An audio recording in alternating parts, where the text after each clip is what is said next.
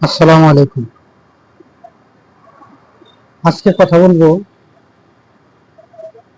আগামীকাল 1 তারিখ, পরশু থেকে আমাদের যারা গার্মেন্টসে চাকরি নেওয়ার জন্য বা চাকরি প্রার্থী যারা যারা অপ অর্ডার, আমি বিশেষ করে অপ অর্ডার সংক্রান্ত বিষয়ে বেশি কথা বলে থাকি, কারণ আমি অপ অর্ডারের ট্রেনিং করি, যার কারণে এই সংক্রান্ত বিষয়ে কথা বলি।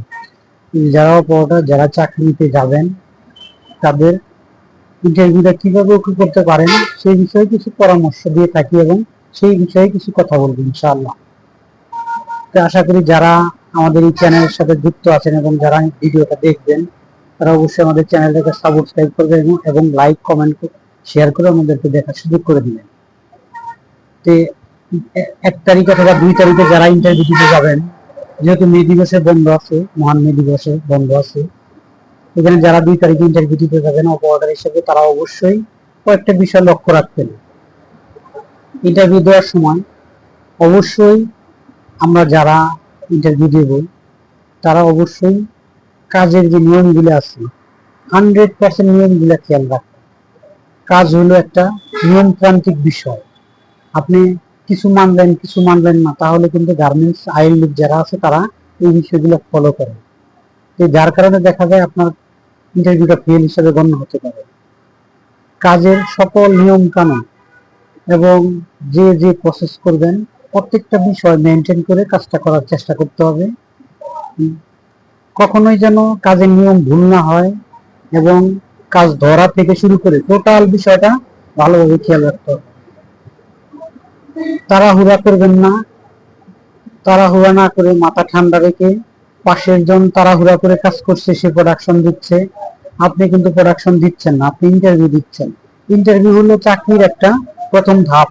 আপনি যদি প্রথম ধাপে ভুল করে ফেলেন, তাহলে আপনার চাকরিটাই হবে না। অতএব আপনি যখন ইন্টারভিউটা করবেন, তখন খুব ভালোভাবে খেয়াল করে ইন্টারভিউটা করবেন। কারণ ইন্টারভিউ হলো, আপনি ওয়ান পিস কাজ হয়, ওয়ান পিস কাজে যদি আপনার প্রথমে শুরুতে ধরা ভুল করে ফেলেন, তাহলে আপনার ইন্টারভিউটা ওইখান থেকে বন্ধ করে দিবেন। আর যদি ইন্টারভিউটা প্রথম শুরুতে ধরা যদি ঠিক থাকে, তাহলে দেখা যায় যে পুরো দড়িটা আপনাকে কমপ্লিট করতে দেবে, বা পুরো সাইডটা বা স্লিপ জয়েন্টটা পুরোটাই করতে দেবে। অতএব আমরা যারা ইন্টারভিউ দিতে যাবো, তুমি ঠান্ডা মাথায় পাশের জন তাড়াহুড়ো করে কাজ করছে ওটা ফলো না করে, আমি আমার কাজের নিয়ম কানুন টোটাল বিষয়টা সুন্দরভাবে ফলো করে কাজটা করব। এবং যদি সাইড জয়েন করেন, সাইড জয়েনের মাথা থেকে শুরু করে একদম বডি প্রসেস ধরা থেকে শুরু করে টোটাল সব বিষয়গুলো যেগুলো যেগুলো আমরা শেখাইছি এবং আপনারা জানেন, এই বিষয়গুলো সুন্দরভাবে করার চেষ্টা করবেন। কখনোই তাড়াহুড়া করা যাবে না, মাথা গরম করা যাবে না। লেভেল, পয়েন্ট এবং কাটাছিড়া বন্ধ করে যতটা সম্ভব কোয়ালিটি ফার্স্ট প্রোডাকশন মাস্ট, এই বিষয়টা মাথায় রেখে যতটা সম্ভব ভালো করার চেষ্টা করতে হবে। অবশ্যই যারা ইন্টারভিউ দিতে যাবেন এই বিষয়গুলো লক্ষ্য রাখবেন। আসলে ইন্টারভিউ এর প্রসেসিং যে বিষয়টা, এটা আসলে অনেক বেশি বেশি কোনো বিষয় যুক্ত থাকে না।